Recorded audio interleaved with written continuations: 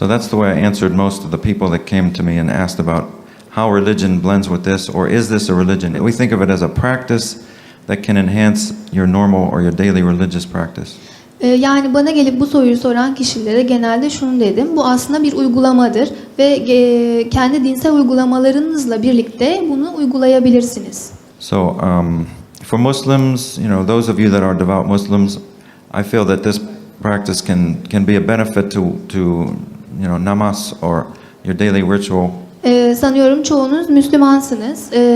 Bu uygulamayı yine namazınızla ve diğer dinsel uygulamalarınızla birlikte uygulayabilirsiniz. And so it shouldn't be thought of as, a separate thing or a conflicting practice to your normal Islamic practice. Yani bunun normal İslam uygulamalarınıza ters düşen veya onunla çelişen bir şey olduğunu, ondan ayrı bir şey olduğunu düşünmeyin. And like I said, God cannot be contained in words, so we feel that the ideal method for human beings is to go beyond words, go beyond language, to seek God within. Steve'in de dediği gibi Tanrı sözcüklerle kısıtlanamayacak bir varlıktır. O yüzden sözcüklerin ötesine geçmemiz gerekmektedir. And this is not to, disparage or say that the written scriptures like the Quran are not beneficial. Bu kesinlikle Kur'an'daki veya diğer dinsel öğretilerdeki anlatımların yararlı olmadığı anlamına gelmez. But that they enhance each other. The ritual practice of Sufism or Islam can be enhanced by this inner directedness.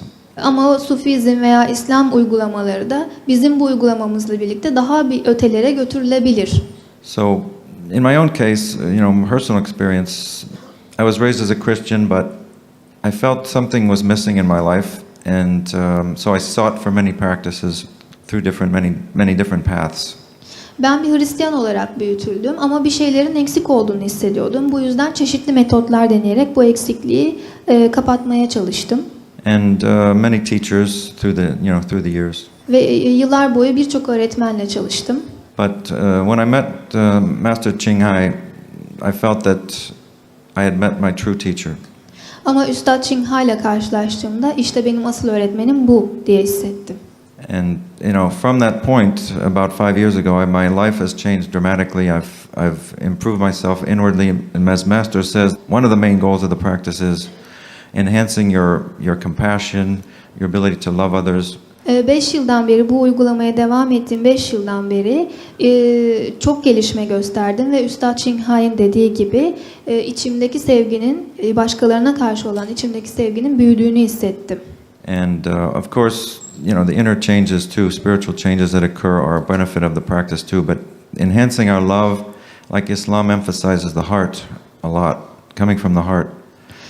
Tabii başka ruhsal yetenekler, beceriler de gelişti ama bunun en önemlisi sevginin, başkalarına duyduğumuz sevginin gelişmesiydi. This is what I feel is, in my case, has been the best or the most, advantageous benefit from this practice is increased ability to love and to show compassion. Ve benim için en önemli noktada bu oldu. Büyük bir insanlara karşı büyük bir sevgi hissetmek ve onlara merhamet ve sevgi gösterebilmek. And so, I think you too, as devout Muslims or whatever belief you have, can, through this practice, enhance that ability to love, which, as the flyer we distributed said, the only religion is love. Böylece siz de, yani her dinden olan kişi de içindeki başkalarına karşı olan bu sevgiyi büyütüp bizim broşürümüzde dediği gibi asıl din sevgidir diyebilirsiniz. So I think in terms of what I had to say about my own development, that sums it up. I've been able to love more. Yani kendi gelişimim hakkında bir özetleme yapmam gerekirse daha fazla sevme yetisine sahip olduğumu söyleyebilirim. And well, usually I'm not this serious when I speak, but I just felt inspired to be a little more serious right then. But after this, if we have any questions, I'll hopefully be a little more jovial. Genelde bu kadar ciddi değilimdir ama içimden ciddi olmak geldi. Ama bir sorularınız olursa cevaplamaya hazırım.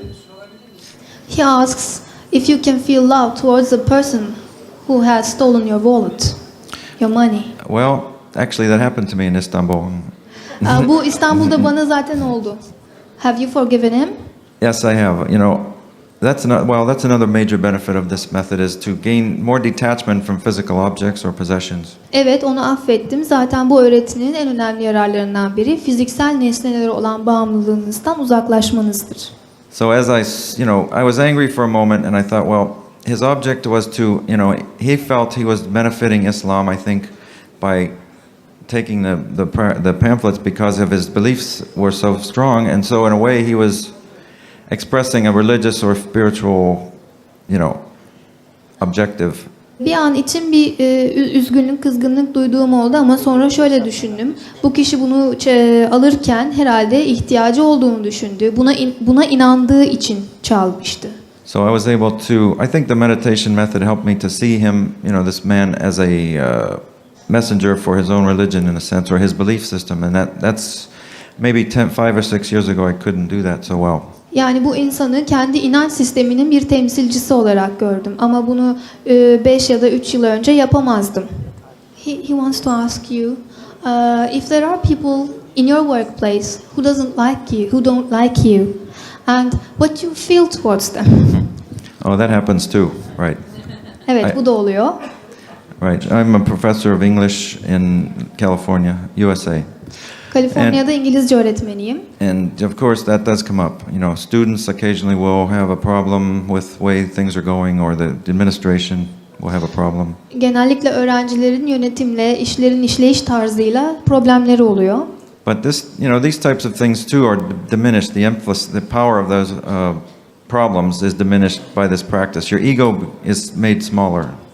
Bu uygulamaların bir yararı egonuzun küçülmesidir.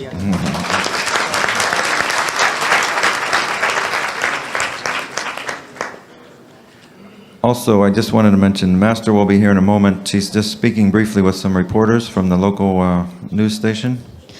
Üstad Çinghai az sonra gelecek. Şu anda gazetecilerle bir röportaj yapmakta. He asks you if you can tell more about things. More about things. Well, that's Master's job, really. But we just, vehicles or members of the group. Master's going to give you the main message, tonight. So I'm sorry, but I think we should probably play the video, and then Master will be able to give you I think oftentimes your questions are totally answered after you hear her. Aslında bu konuyu anlatmak üstadın işidir. Size gerekli mesajları verecek ve soru cevap bölümünde istediğinizi kendisine sorabilirsiniz.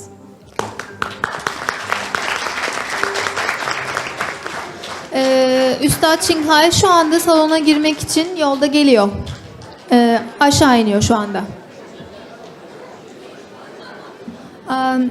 For the English speaking people, I have an announcement. Master is just coming down in a moment. Thank you. Sevgili misafirlerimiz, hoş geldiniz. Çok özür diliyoruz bu gecikme için. Şu anda otelin içinde de bütün asansörler durmuş durumda. Yani Çinghai şu anda asansörde 11. katta bekliyor ve buraya inmek üzere. Evet, o yüzden şu anda 1-2 dakika içinde burada olacak. Ben bu 1-2 dakika içinde size isterseniz Çinghai ile ilgili bazı bilgiler vermek istiyorum. Zaten siz videolardan da izlediniz kendisini. Evet, kitaplarımızdan da izlediniz. Kendisi 1-2 dakika içinde burada olacak. Teşekkür ediyorum sabrınıza. Evet arkadaşlar, gelmek üzere şu anda Çinghai. Evet, şu anda salona girdi.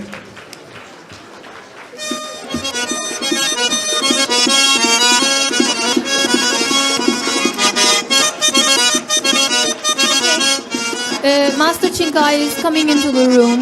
Please welcome her.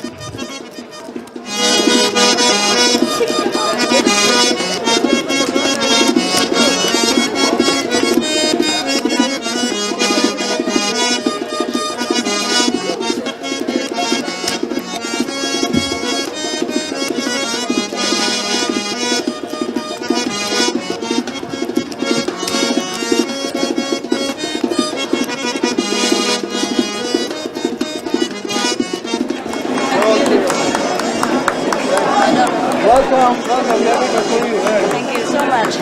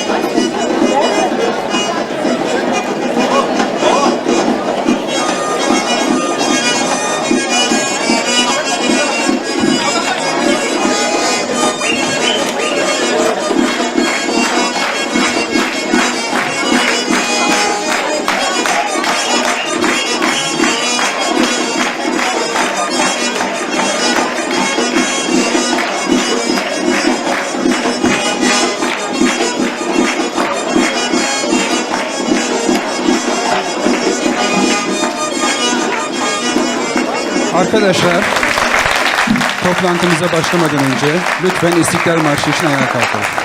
Before we start the meeting, please get up for our national anthem.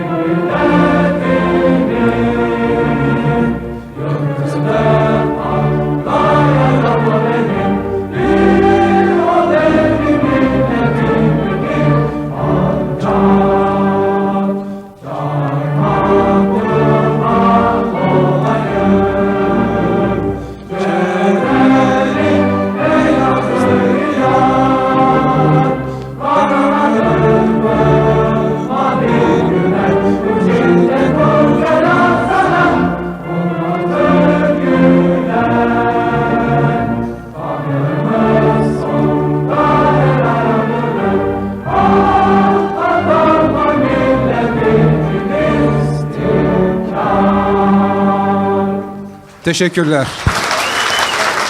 In the booklet you have taken, there are papers prepared for you so that you can write your questions. And I request you please keep your questions relevant to the subject. So we will collect them and the master will try to answer them.